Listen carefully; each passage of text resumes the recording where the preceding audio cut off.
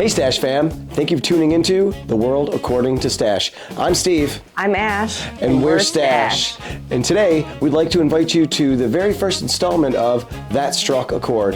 In this series, you're going to see us sit down with some local musicians and find out what makes them tick. And at the end, we're going to ask them all the same 3 questions. Sometimes I'll be the head of the interview, and sometimes it's going to be Ash. Today, she's going to take the lead. Today, I have the privilege of interviewing my friend and local musician, Katy Eberts. Katy has left quite an impression on the local Rochester music scene over the last 25 years.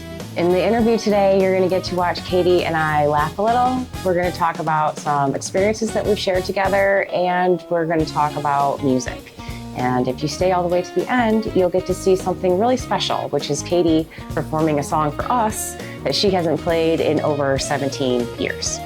Before we get into that though, if you haven't seen the first episode of Ash's Art Adventures, go check that out. That episode is the creation of the gift that I made for Katy. It's a phoenix inspired by Katy's strength and resilience and fire inside. And I'm really excited to give it to her today. So please enjoy That Struck a Chord with Katy Eberts.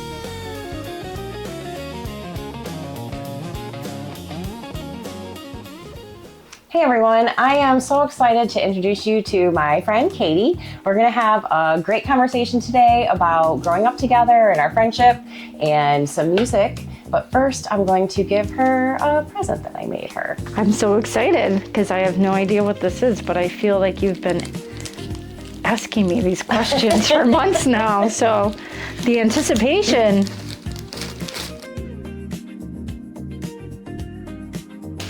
Oh my gosh, that is gorgeous.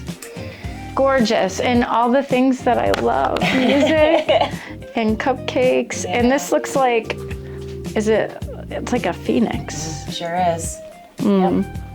And then these are, remember I asked you what your favorite lyrics were? Yeah. I decided to put my favorite lyrics. Classic. I wanted to match a little bit. Like, when I think of you, I think of music, I think of baking, I think of the phoenix.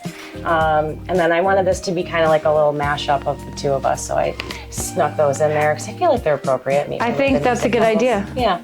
That was a good idea, putting your... But can I ask you? Yeah. I don't know where this lyric is from. It's a Mo song, and it is Wind It Up, and the lyrics are Meet Me Where the Music Calls. Actually, there's like a whole bunch of, obviously it's a song, there's a whole bunch of lyrics, but there's a section of 4 lines that are one after another that go into each other. Well, this is gorgeous. Thank you so much. I love you. And I love you too. And we just sort of redid a music room in our house, so this will be perfect. Oh, awesome. So I can see it every time I'm playing. I love that. Good. Perfect. So Katy and I went to middle school and high school together. We used to live actually right near the school. We spent a lot of time at your house growing up. We did. Do you remember how we met? Do you remember the first thing that you said to me? I do, because I feel like you like to remind me about that. Oh, it'll be burned into my brain forever. We were on the school bus on the way to one of our field trips. I think it was the field trip in 8th grade where we all went off in different groups, and like some people went to the Genesee Valley Museum, and some people went hiking, and some people went bowling. Do you remember that? Vaguely. That's why I think there was not very many of us on the bus. Yeah, there wasn't. But Katy sat down next to me in the seat and said hello. And I had a headache that day, and she asked me if I was okay, and I said, yeah, I just had a headache. And the next thing out of Katy's mouth was, oh, do you need some Midol? We're in 8th grade. I was like, no, I just have a headache. I was just trying to be helpful. You're so sweet. You're so sweet. It was all I had on me. Okay, that's great. I love that. And then we went from there basically into marching band and color guard and concert band. And yeah, was that conversation on the bus literally was the melded basis, us together. The root of the tree that became a very long friendship. Yes, yeah. With a lot of windy, twisty All the branches. roads. Yep. Yeah, all the branches, all the stories. And I actually, it's so funny because there's probably a lot of stories and things that you and I did in between then and now that I don't remember. Oh. But I will always remember that moment on the bus because I remember I was a little shy when I was that age. And I think you were sitting by yourself and I might have been in the seat right across from you by myself. And I remember really wanting to talk to you, but I was really nervous. Really? I was. I don't think you've ever told me that before. I probably haven't. I remember those emotions from being a shy kid. It wasn't until I was quite a bit older that I wasn't as shy, I feel like. But yeah, I remember I had to like muster up a little bit of energy.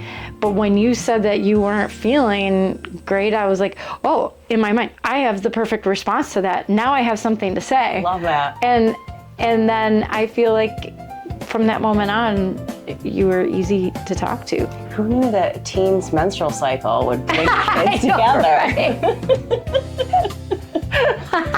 Well, 2 girls in middle school, you never know. It's funny because I remember thinking, like, because you were cool, like, you were one of the cool kids. Yeah. No. Yeah, because you never struck me as shy. You were always smiling and like talking to somebody, and everybody knew who Katy was. And yeah, I always thought of you as like interesting. I'll not take shy. it. I'll take it. I feel like I tried to be a neutral kid, and I feel like that has stuck with me my whole life. Actually, as I've tried, not neutral. I mean, I picked my circle of people, but I tried not to be, I guess, cliquey would be the word for it in middle school. Definitely never gotten a cliquey vibe from you. No, you either. I mean, maybe we were cliquey with each other. The 2 of us. Realize it. Yeah. No, I don't think so. The 2 of us probably had a vibe. Yep.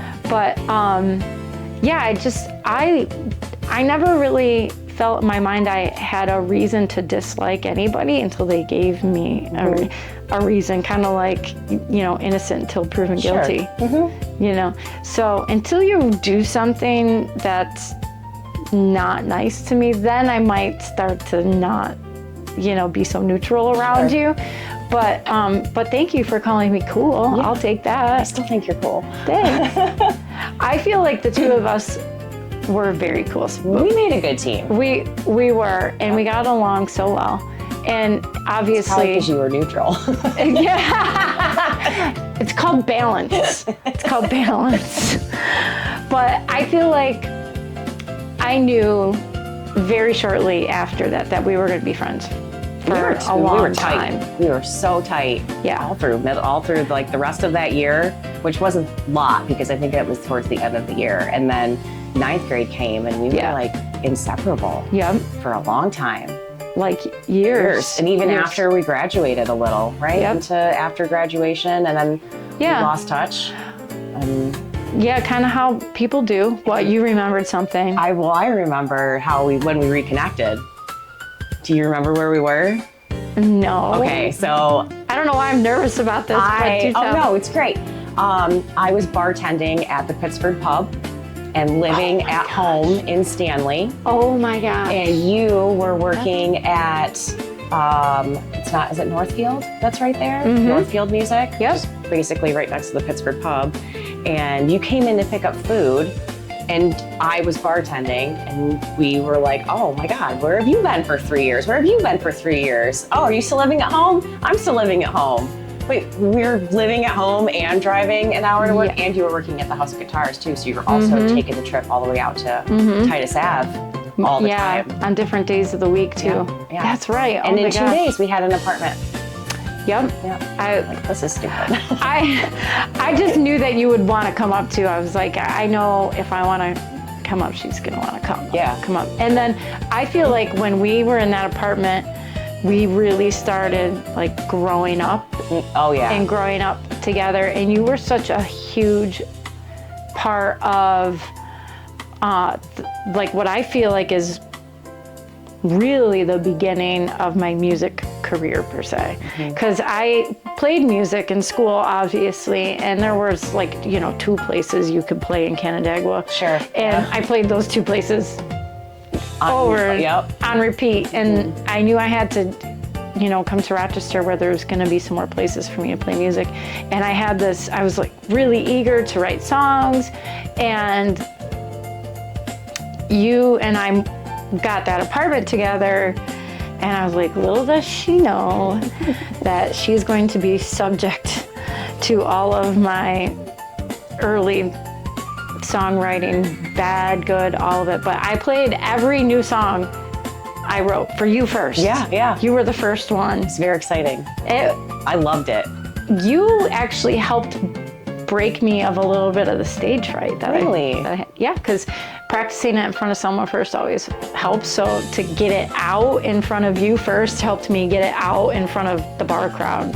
Like that night. I very much remember you being in your room writing songs, going into the bathroom, singing those songs, coming out of the bathroom, into the living room, singing the songs for me, and then saying, "It sounds better in the bathroom. Let's go into the bathroom." I was just gonna say that, yeah, because it sounds better in there. It always sounds better in the bathroom. The ceilings were high and green.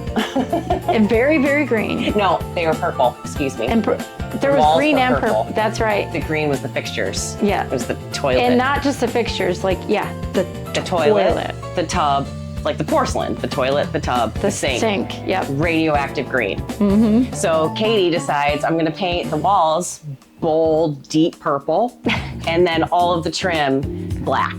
And it was awesome. It was pretty awesome. It was very jokery. Yeah. Yeah, it was awesome. It was. I didn't think about that. A lot of songs written in that bathroom, though. Yeah, a lot of hair washing in that tub. Katy and I used to, was it Sunday nights? I think it was Sundays or Mondays. For like a month and a half, we would wash each other's hair because it feels so good when somebody else washes your hair, right? It was like our thing. We would just get all spot up, just the two of us.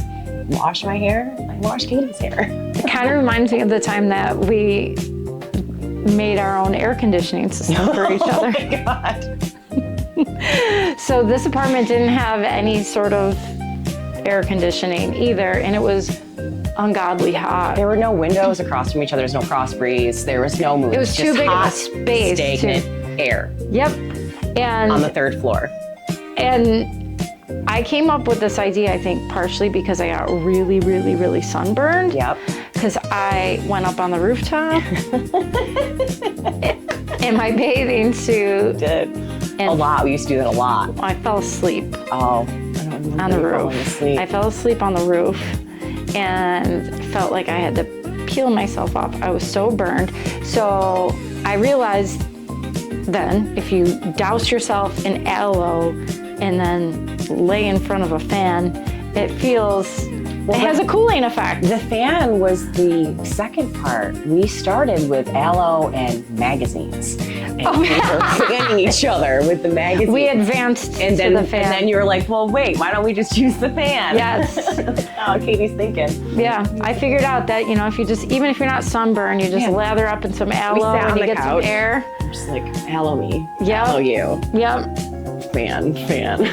Friendship. It worked. It worked. I don't know. I had a great time sweating. We had a great time in that apartment, and I wrote lots of songs. Yep. And I tried teaching me how to play Peanuts. Oh, on the piano. Sure did. Yep. Yeah. I couldn't do it now. I mean, maybe. Could you do it then? Did you get it? I don't remember. I got, one hand. Kind of. I did one finger, I think, and then you did the rest. Duet style. Yeah. Which is all of our piano playing. Duet style. Fun nonetheless. Mm-hmm. Miss those days. Those were 20 years ago. It was 2005. Yeah. We lived in there. 20 years ago. 20 years ago. Where did it all go? I know. But we're still here now. Yeah, we are. Talking about it, reminiscing, remembering. I love it. But really, you were such like a huge, huge, huge part of what I feel was like my coming to adulthood. Well, I feel honored. I hope I did you justice. I think I'm all right. I think I did all right. Enjoyed that part of my life. I know. Yeah. We had some good times. We did have some good times. There's more times to come too. More good times to Of come. course. Shedding. That's the hair on me. Some things never change. Oh, when Steve and I first started dating, well, maybe 2 or 3 years in, he called me one day and said, when you get to my house, you need to clean my freezer because there is hair in my freezer. How you got your hair in my freezer, I'm not sure, but it's true. It did. It did have hair in the freezer and Jell-O. It was stuck in orange Jell-O. Oh, that sounds gross. We were doing a flare comp and I made like a specialty drink and part of it was like a Jell-O shot and I Okay. needed them to quick freeze. So I put it in the freezer and I think I spilled it. It always has hair around like my hair tie, you know? Mm-hmm. Enter hair and Jell-O into the freezer. The life of a girl with long hair. Yeah, yeah. Yep. One of my favorite memories growing up was listening to you play the piano at your house when you were little. And you taught me how to play a couple chords on the bass guitar for pep band in high school. And in concert band, you played the bass clarinet right behind me. What are all of the instruments that you played when you were younger, and do you still play all of those to make your music? I did play a lot of instruments when I was younger. I think because a couple reasons. I think maybe I thought I was going to be a band teacher for a little while. I remember that. And so I was trying to learn as many as possible, as quickly as possible. I think I wanted to be one step ahead when I got to school. But then I also think I would get a little bored with one. And so I was like, I need to learn another Sure. and another and another. And I just wanted to be versatile. I just wanted to know a little bit about as many as I could. I just enjoyed music that much. But I definitely remember playing bass clarinet sitting behind you, playing the flute Yeah, in the well, front fake row. playing. Fake playing the flute, Fake yes, playing. which I didn't even know until years later. I never, ever, ever knew that you were faking Your second chair. playing the flute. Yeah, I had- couldn't read music. I still can't read music. I had no idea you were faking it until we were adults. Yep. But yeah, bass clarinet was definitely one of my favorites, but that stemmed from clarinet. That was Right. the first instrument I learned actually. And I got asked if I would want to learn how to play the bass clarinet because they didn't have one in the band, and yeah, that sounds cool. No one else is doing it. I want to try it. And eventually I learned a little bit of bassoon, enough to cover one of the pieces that we were playing, a band that needed a bassoon part because we had no bassoon player. In high school? Uh-huh. Is it Jamie McCall? You're, Is that right? Does that sound right? I have no idea. There was a bassoon player eventually. Wait, no, wasn't it Carrie Loomis? One of the Loomis? We're gonna talk about these people, and yes. someone's gonna chime in and be like, "It was so and so." We're both gonna be wrong. Yeah, I think I don't remember. Eventually, there was a bassoon player, but this was either before or after. That person, I think, had graduated because they were a couple years older than us, so we didn't have one. So I learned it. I had always wanted to learn it. I learned it enough to get through this one song, and I remember playing one band piece on bassoon. And piano, obviously, was the one I really wanted to learn, so that got mixed in. And then bass guitar. And bass guitar was never on my radar, but the story my mother told me was that I think it was Mr. Goodness, is that the band director, had called my mother and asked her if she would consider buying me a bass guitar for Christmas because the jazz band, which I was playing piano in, really actually needed a bass guitar player, and would she be willing to get me the bass guitar? So I didn't know this conversation happened. Christmas came. There's this thing wrapped sitting there. I had no idea what it was. I unwrap it, and I'm like, cool. I didn't ask for this. And my mom told me the story. And honestly, it was 8th grade. And I remember to this day being flattered at how cool it was that he thought I would be able to pick up the bass guitar quickly enough to just start playing it in jazz band. So that alone made me really eager to learn how to play the bass guitar. So I started taking lessons. I played bass guitar until out of high school, a little bit out of high school too, when I did a little like garage band with Roger Hay and Dave Beatty in it. Oh, I didn't know that. Oh yeah, so fun, so fun. And I took trumpet for a little while, so I played trumpet. And I think I did some contrabass clarinet. I know how to play all the clarinets. Did you ever play any saxophone? No, but You'd be really good at saxophone is sexy. Yeah.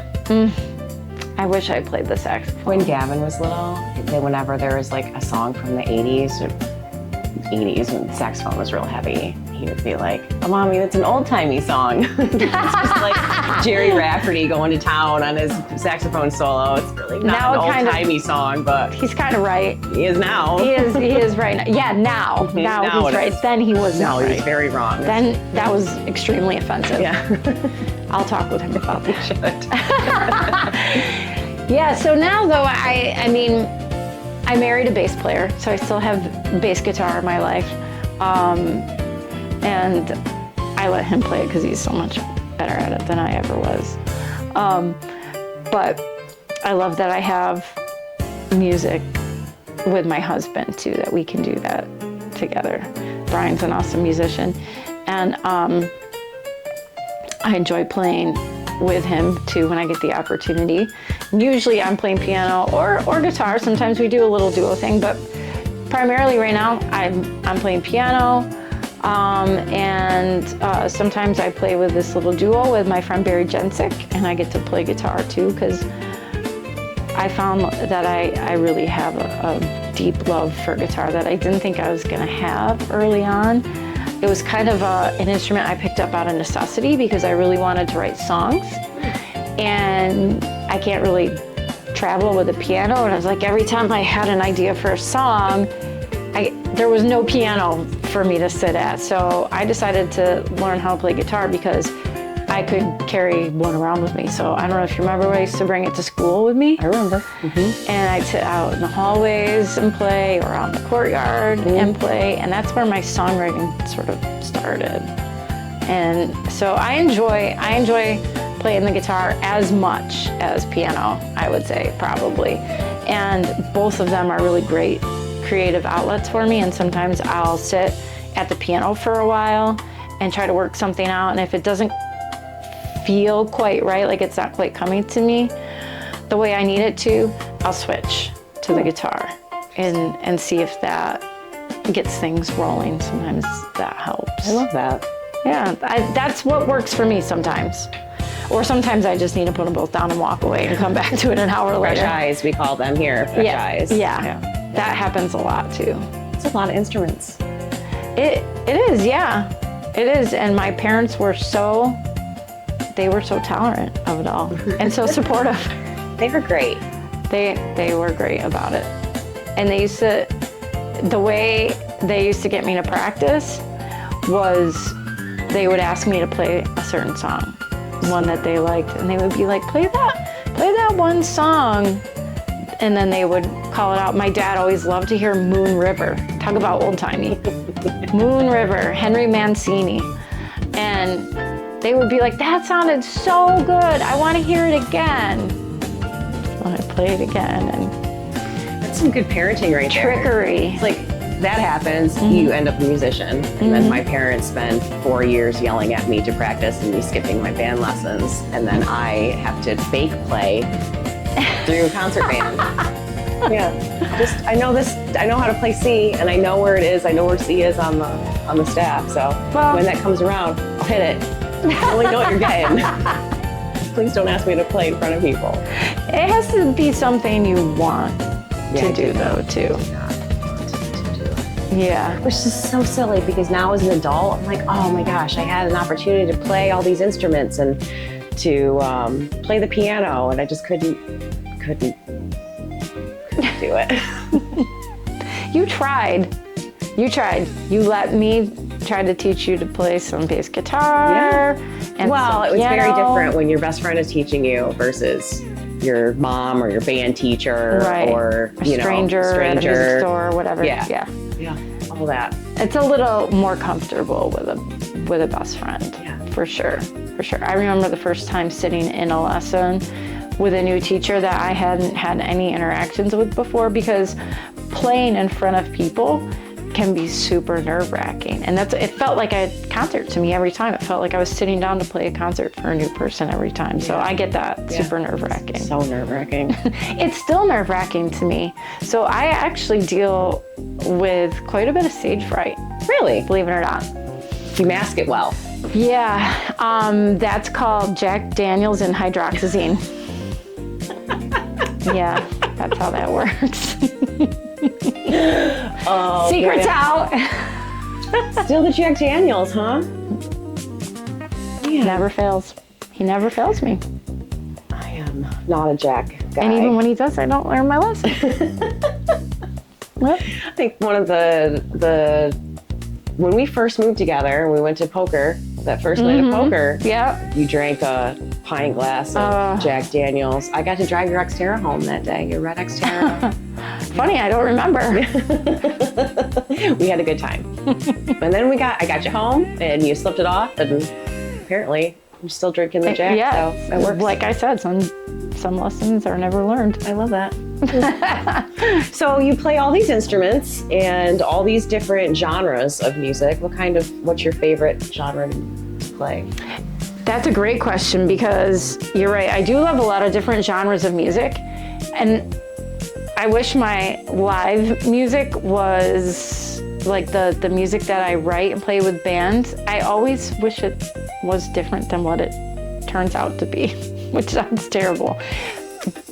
Because I always have these visions in my mind, like when I was in high school, I loved the Cardigans and the Sundays and those female-fronted bands. And I think I liked them because they sort of had these floaty, high, pretty voices, which is what I could relate to the most vocally. And I was like, how cool that they have this like band of rockers behind them, and they can still use their like pretty voices to sing rock songs and stuff like that. So I always loved that style, and I've always loved female singer-songwriters probably the most. I tend to always go back to that, and I when I really need to lean into music to get inspired, it's almost always one of my favorite female singer-songwriters that gets me going. So that's gonna always probably be my favorite and my first love, especially when it comes to songwriting. I still love classical when I sit at the piano and just want to play and not think about anything else. A lot of times I'll pull out my classical books and work through, like, I love Beethoven and Chopin, and I'll work through some of the old pieces that I used to play. And Brian's a rocker, and he's introduced me to a lot of cool music that I didn't know about. So, you know, sometimes I'm in the mood for that. But and I love some of these new artists and bands out now that are kind of getting categorized as soul pop. And that I can get into because it's kind of jazzy, poppy, kind of Stevie Wonder-ish, all funk. wrapped. Like a little funk? Yes, Yeah. Funky. I love the funk. Yeah, Give me all the funk. I Yep. want more funk. Play that funky music. Play it all. I love the funk. Yep, me too, big time. Yeah. So I feel like I kind of wish that I had a soul pop funk band, but I don't think I'm good at it. I mean, if you want a soul pop funk band, I will get you a soul pop funk band. Only if you play flute in it. Oh my That's God. the deal. I got rid of my flute years ago. I probably couldn't even put it together if I needed to. It's only a couple pieces. It's 3 pieces. I still Yeah. would screw it up. Yeah. I would put it together fine. It's the being able to get sound to go over the mouthpiece. You have to have like a very focused embouchure. And I remember you actually trying. Embouchure. That's a word I haven't heard since Mr. Holtz Yes. telling me to change my embouchure. Yes. Oh my God. Well, I did not have the right embouchure for flute because I do remember you trying to show me a couple things. Yeah, but you're a reed player, that's why. Yeah, you know? totally. You have a lifelong of big reeds, little reeds, Yep. short and fat, and all the reeds. All the reeds. The reeds are way different. The single reeds, the double reeds. Yep. I couldn't do a reeded instrument. I tried. Couldn't do it. I think you're right though. I got too trained on a reeded instrument to be able to do. My like sister played saxophone. She used to lick the reed. Uh-huh. She put it in. Oh, gross. Gross. Does it feel weird? Taste weird? Tastes like a wood chip in your mouth. Yeah. Yeah, I don't want that. I just dive bombs came right at my face, and I'm glad you saw that. I did. I saw it coming at you.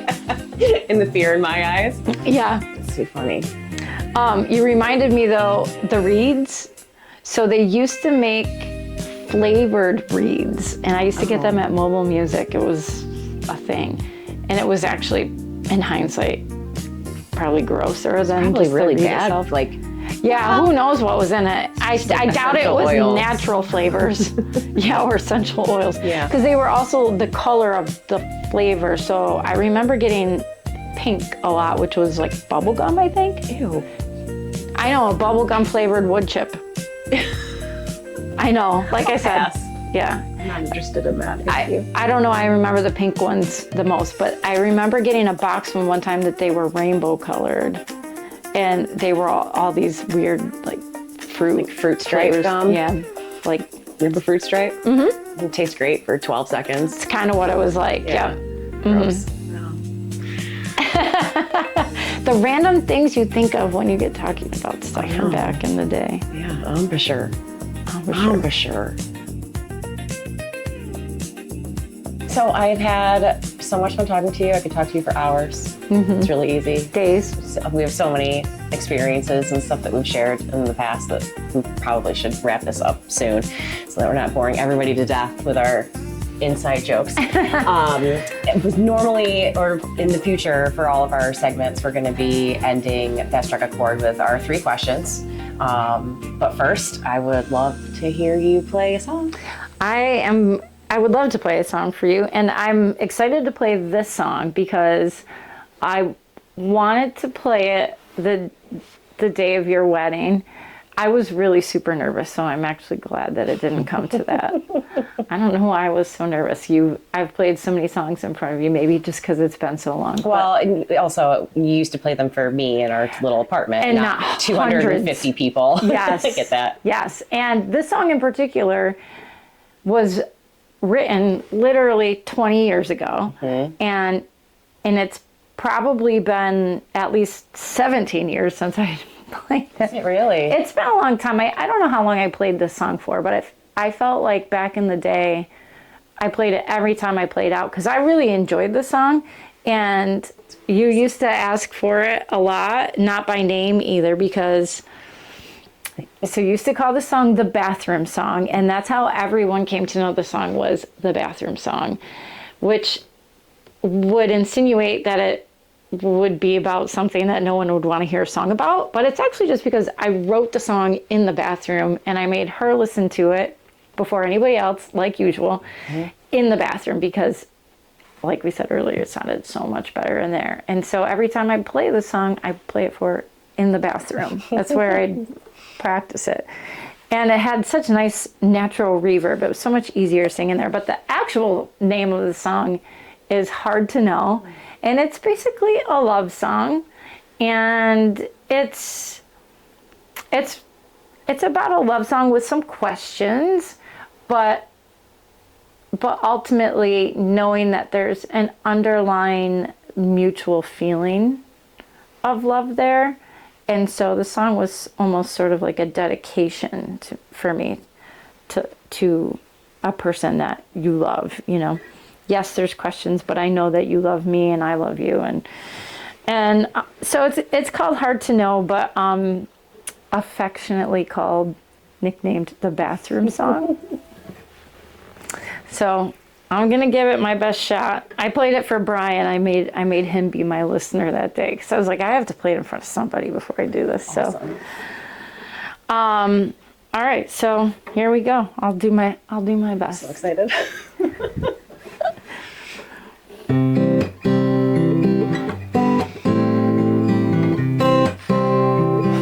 memories already, probably. Full body goosebumps. Aw. Is it too soon to be in love with you? Is it my heart that's playing me for a fool? It's been so long I just forgot how it feels. So come on baby, tell me, is it too soon? Make me believe that what you tell me is real, that what you're saying is really how you feel, and maybe I could be the girl of your dreams. So come on baby, could you make me believe?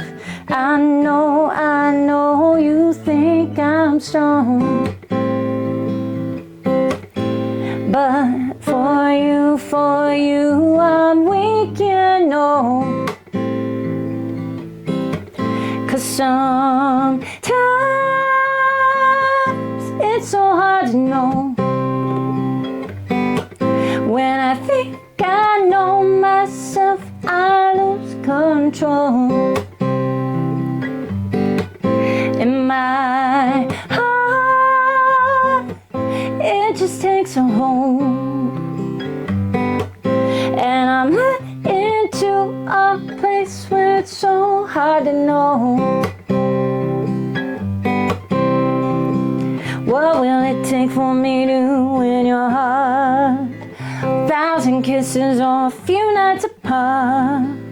I'll tell you now, I'll put anything at stake. So come on baby, tell me, what will it take? And I know you think I'm strong, but for you I'm weak, you know. 'Cause sometimes it's so hard to know. When I think I know myself, I lose control.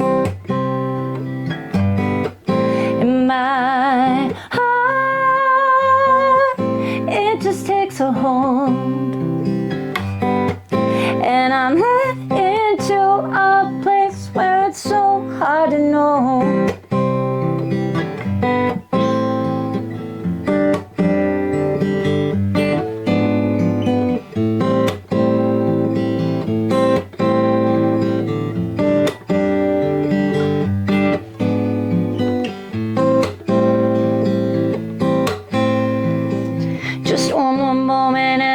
Let you go. Just one more kiss and I'll be out the door. I can't help that it's so hard to let go. So come on babe, just give me one moment more. And I know you think I'm strong, but for you I'm weak, you know. And I know I might be wrong, but you really turn me on. And sometimes it's so hard to know. When I think I know myself, I lose control.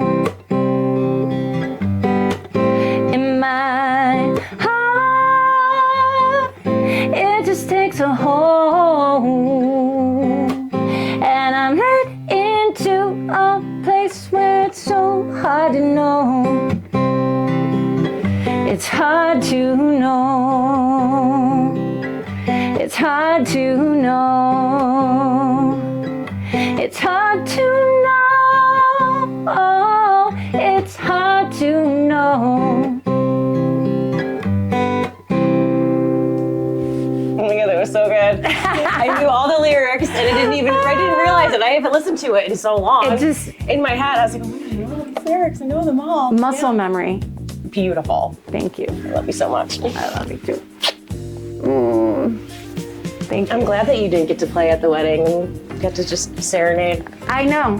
This is nice. A little more intimate. I love it. Yeah. Okay, so we ask all of our friends the same 3 questions at the end of our That Struck a Chord episode.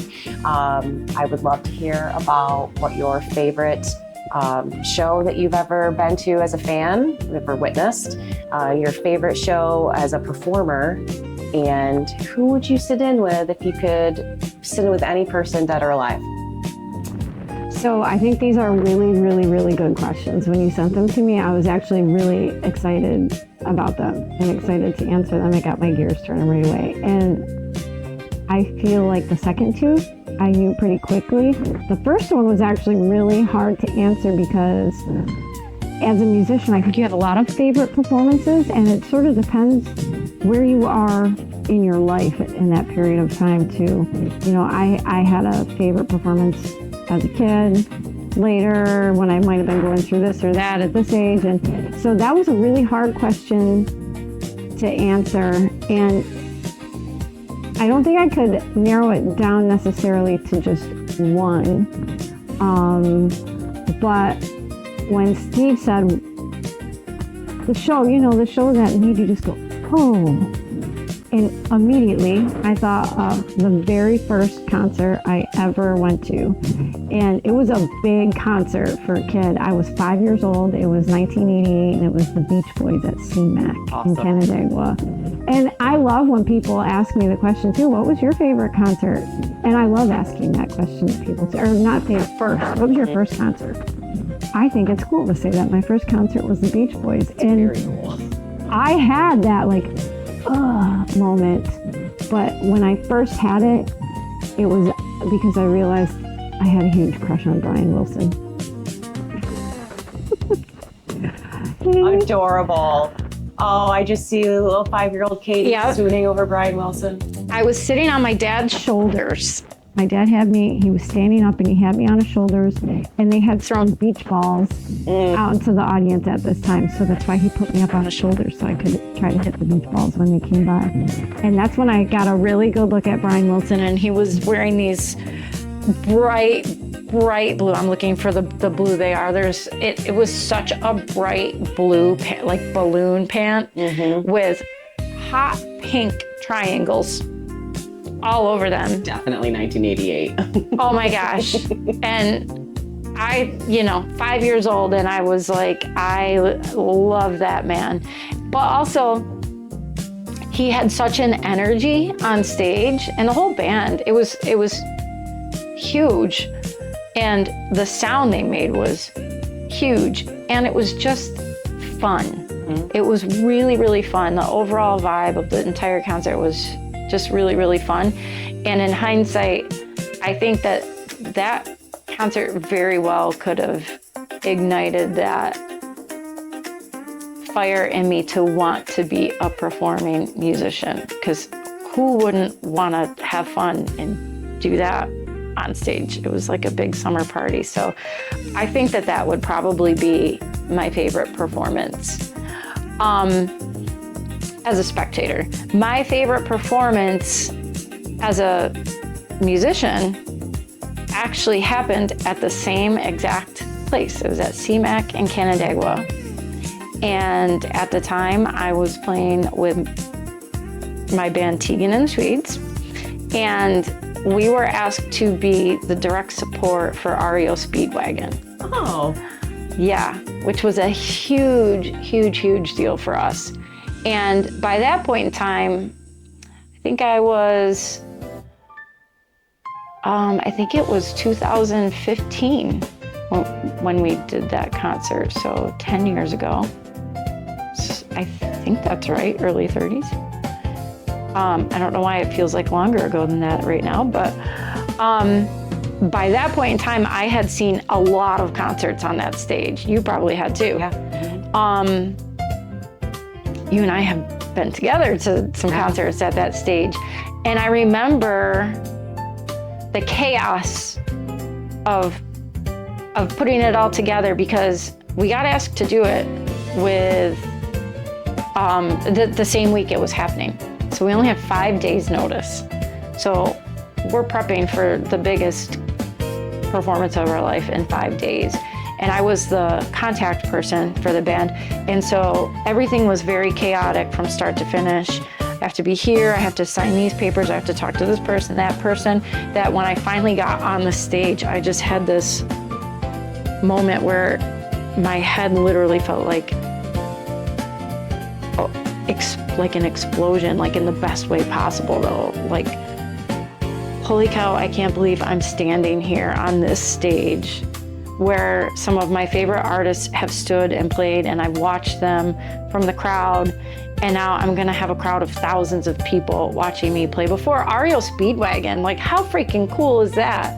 It's pretty freaking cool. It was really cool, and I'm really proud of that performance. I think we did a really great job pulling it together in 5 days. I mean, we were really tight by then anyways.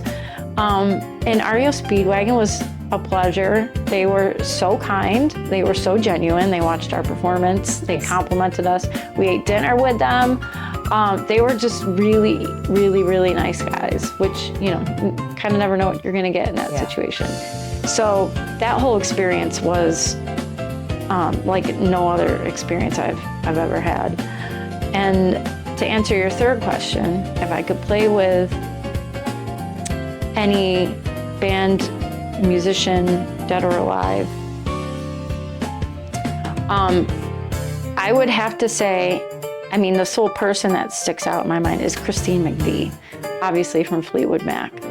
I would never want to take her place in Fleetwood Mac. Sure. But if she ever needed a fill-in, I would have been there.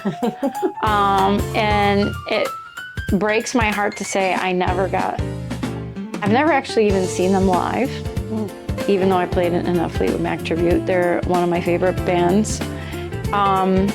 And Christine McVie was one of my very first influences. I loved that I could see this beautiful, strong woman behind a piano playing with a rock band and playing this really cool music like I'd never heard before.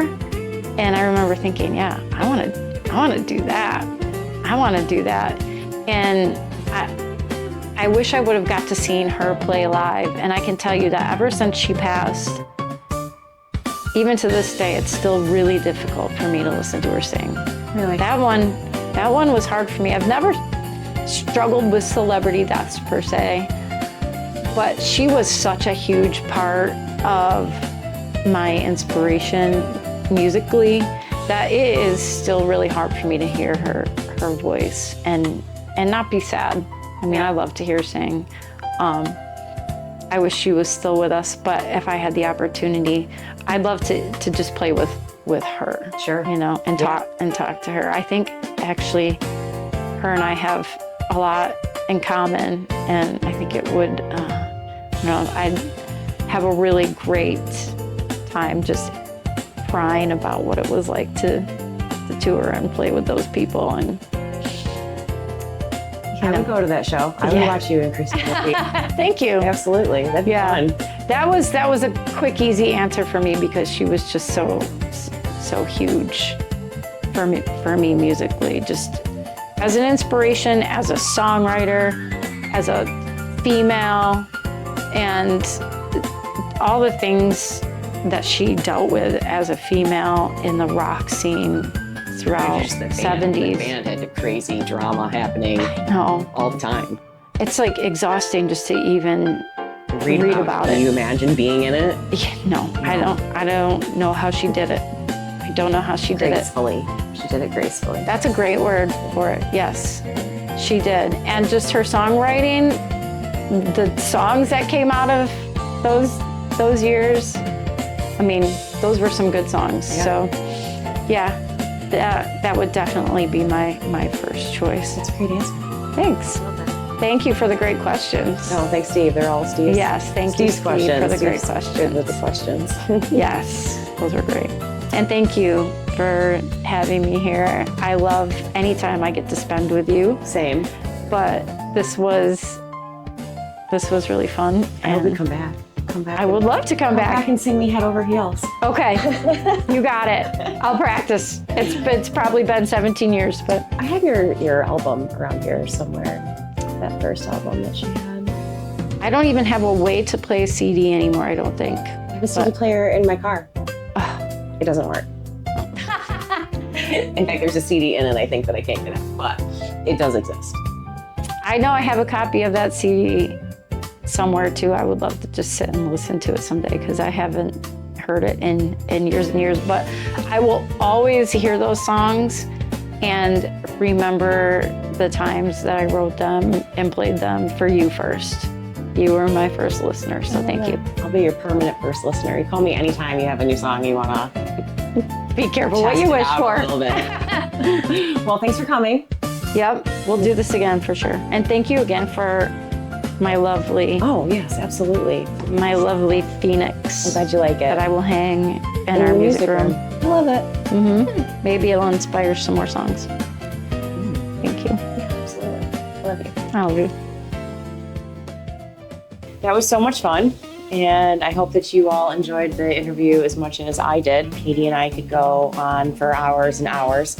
We only got to a fraction of the things that I wanted to talk to her about, so hopefully she'll come back for another chat.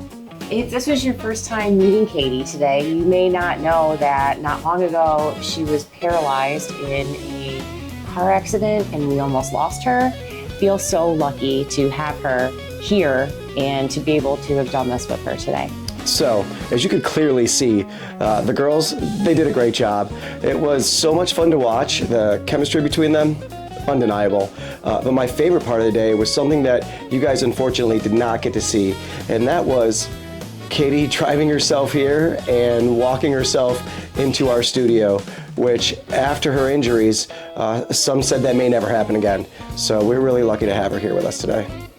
I am so glad that you guys got just a little glimpse into why I love Katy so much. And if you follow us, I'm sure it won't be the last time you see her.